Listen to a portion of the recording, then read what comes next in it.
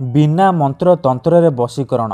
आज्ञा हाँ, आजिर एही भिडियोटी रे मु आपनकु शिखेइबी आपण किपरि बिना मंत्र तंत्र रे मात्र किछि घंटा भितरे निज पसंदर झियो बा विवाहिता नारी को निज बसरे करि परिबे, ताको पटेई परिबे। आज्ञा हाँ, एही बशीकरण करिबा पई आपनकु किछि भी मंत्र तंत्र करिबाकु पड़िबनी किंबा किछि भी पैसा खर्च करिबाकु पड़िबनी। आपण घरे बसी बसी निज पसंदर झियो बा विवाहिता नारी को मुहूर्तक भितरे पटेई परिबे।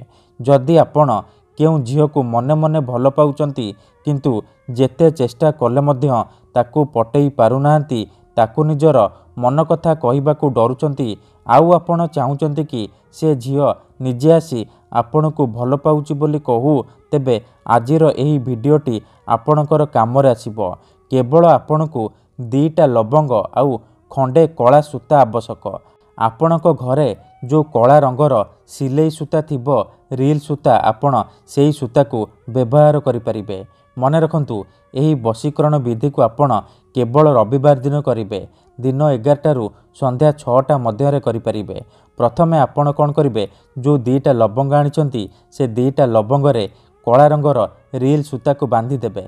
तापरे से कला सूता को निज डाहाण हाथरे किंबा बेकरे 24 घंटा पई बांधिकी रखिबे।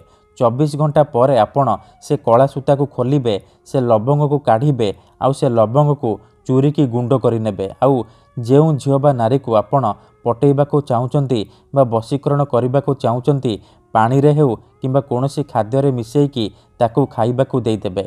एतिकी करिकी देखंतु, ग्यारंटी देउची से झियो हेउ बा विवाहिता नारी आपणक प्रेम रे दीवानी हेइ जिवो।